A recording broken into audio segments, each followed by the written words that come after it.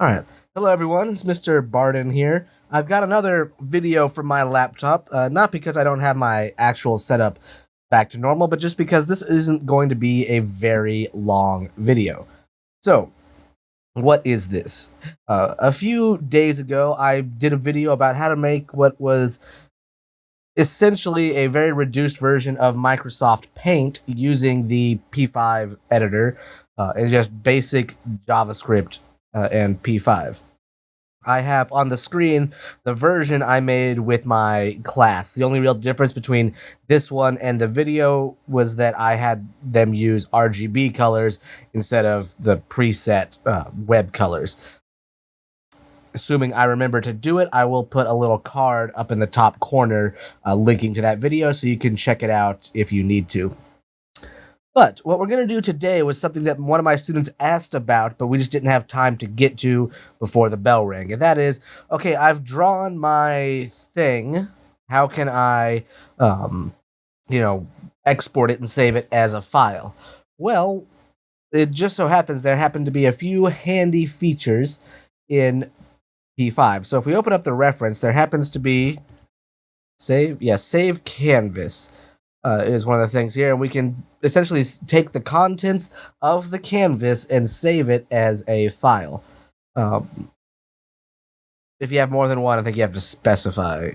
And you can do either JPEGs or PNGs. So we have a few options right there, but it's pretty straightforward. So, boom, let's do that.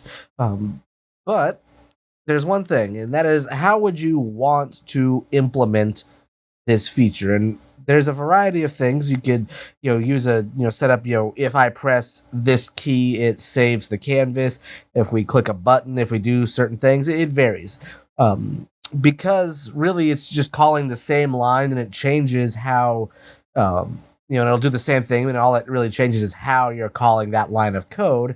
I'm going to take this chance in order to go ahead and just show you something new, at least new if you haven't watched some of my older videos on these topics, and that is implementing a button. And to do that, we need to do just a few things. So again, I've got this code right here, which is essentially the exact same as what I did in that video. So, boom, what we're going to need to do is first make a button. And to do that, we need to say let, and you just have a variable for the button. We call mine save button.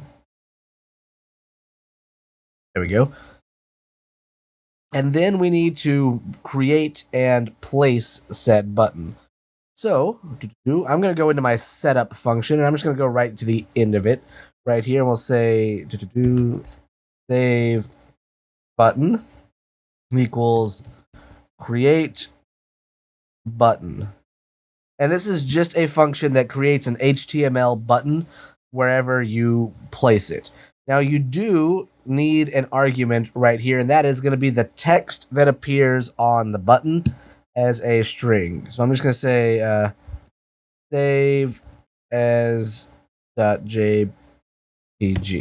That's what we'll do. And I'm going to refresh this. Oop. And now, if you look right down here at the bottom of my screen, there's a button that says the same thing. I'm going to leave it as that for now, but you can have your button say whatever. It is important that you actually have it say something, because otherwise it defaults to just saying undefined, and that looks bad. So we've got that right there. If you don't want your button to be right here, you can then say save button dot position and manually place it wherever you want, and place it there. The problem is we don't want to see that button on the screen while we're exporting it, so I'm going to actually remove that. Instead, we'll say save button dot mouse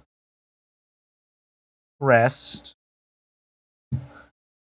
and we'll tell it to do a thing. So this is going to be what's called a callback function, in the sense of, well, the button itself can tell whenever it's clicked on, and when it's clicked on, we're going to run a function. So this will be function save. No, save is a thing. Function export. Function, I'll call it save image. There we go. Try to find something that didn't light up to tell me it was a new thing. But this is going to be the name of a function that we haven't made yet. You just type it in there. It's not a string, but you do not want the parentheses like this. You do not want that. Because whenever the computer sees the function name with the parentheses, that's its cue to execute the function. And we don't want to do that right now. We want to do it later. So just save image. That's fine. I'm going to do this just before my classes, just because I like to put all my functions and classes next to each other. We'll say function save image. Just like that. And at this point, we will just say save canvas. If you wanted to give it a name or things like that, you totally could. That's fine. So, like, if I wanted to, let's say my painting. There we are, and we'll make it specifically a .png file. There we go. Had an extra key there. So now if I refresh this, the button has moved now off the canvas. I can click and draw something. Woo, there we go. If I hit save, it has now saved that. Can that open it? The double dots? Yeah, it can. And it just has it right there. I don't know why there's two dots. Maybe it should just be PNG instead of .png. Yeah, it's just PNG, so. But it all worked out. But there is the image. It's a file. We can edit it and do whatever we need. And that's the core of it.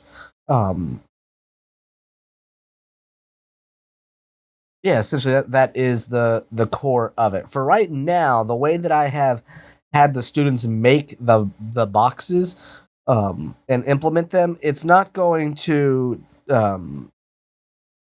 like the boxes will always be there. They're not going to disappear and hide, but you could work that out just by having some different ways of coding this. I'm not going to dive into it too much just for the sake of this video. Was just trying to show one quicker thing. But this is how you, again, implement a button in P5 is you have to, make the button, give it some text, and then tell it what to do when you click it. And that is going to be in the form of a function. And you can either, have it call back to some function right here, or you could have it do a, little localized function right there. Both formats will work just fine. And then you just say save, and you can specify some stuff. And again, it looks exactly the same. So that's going to be it from me. If you enjoyed the video, you learned something, again, a little on the shorter side, a little quicker, but I just wanted to make this, nice and simple. So that's going to be it from me, and I will see you all the next time that I see you.